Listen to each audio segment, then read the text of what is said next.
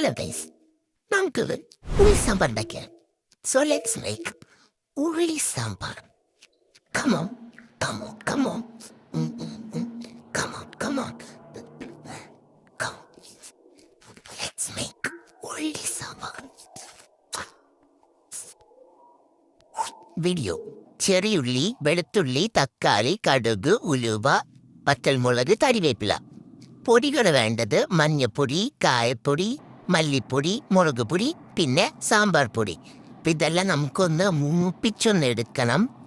Sit guys, സങ്കടപ്പെടുത്തൊരു വാർത്ത. ഇപ്പിൽ ചെള്ളു കയറി. So നമുക്ക് വിത്തൗട്ട് പരിപ്പുണ്ടാക്കാം. ആദ്യം നമുക്ക് മല്ലിപ്പൊടിയൊന്ന് മൂപ്പിച്ചെടുക്കണം. അത് പാനിലൊന്ന് മൂപ്പിച്ചെടുത്ത് മാറ്റിയേക്കാം. കുക്കറിലാണ്. ഇനി നമ്മൾ കുക്കറിലാണ് കറി വെക്കുന്നത്.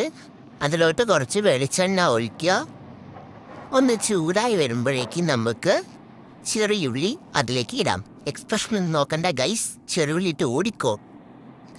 പിന്നെ നമുക്കതിന് നല്ലൊരു സ്മെല്ല് വരും. അതിന് വേണ്ടിയിട്ട് നമുക്ക് കുറച്ച് കറിവേപ്പില ഇടാം. പിന്നെ തക്കാളി ഇത് വെച്ച് നല്ലോണം വഴറ്റണം. കളറൊന്ന് മാറി എന്ന് വരെ നമ്മൾ നല്ലോണം വഴറ്റുക. ഇനി നമുക്ക് പൊടികൾ ഇടാം. മുളക് പൊടി 1 സ്പൂണ്, മഞ്ഞപ്പൊടി 1/4 ടീസ്പൂൺ, പിന്നെ ഒരു 1/2 ടീസ്പൂൺ കായപ്പൊടി, പിന്നെ നമുക്ക് 1 സ്പൂണ് സാമ്പാർ പൊടി ഇടാം.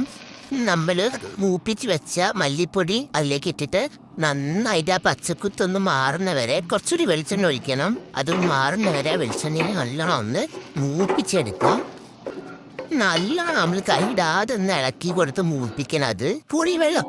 പിന്നെ നമുക്ക് ആ പുളിവെള്ളം ഒഴിച്ചിട്ട് നന്നായിട്ടൊന്ന് ഇളക്കിയെടുക്കാം. പിന്നെ നമുക്ക് കുറച്ച് ഉപ്പിട്ടിട്ട് നല്ലോണം ഒന്ന് വഴറ്റിയെടുക്കാം.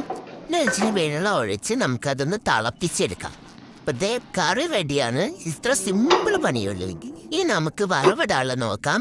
വെളിച്ചെണ്ണ ഒഴിക്കുക, അതിലേക്ക് കടുക്, പിന്നെ ഉലുവ പൊട്ടിക്കുക, വെളുത്തുള്ളി ഇടുക, പിന്നെ നമുക്ക് വറ്റൽ മുളകൊന്ന് പൊട്ടിച്ചിട്ടെടുക്കാം. പിന്നെ അതിനകത്തോട്ട് കറിവേപ്പില ഇട്ടിട്ട് നന്നായിട്ട് നീപ്പിച്ച് നമുക്ക് കറിയിലേക്ക് ഒഴിക്കാം. എന്നിട്ട് നമുക്ക് ചോറിലോ നമുക്ക് സാമ്പാർ ഉണ്ടാക്കാറില്ല. എന്നാൽ എത്രയും പെട്ടെന്ന് സാമ്പാർ ഉണ്ടാക്കണമെങ്കിൽ എല്ലാവർക്കും ബെസ്റ്റ് ഓപ്ഷൻ ഇതാണ്.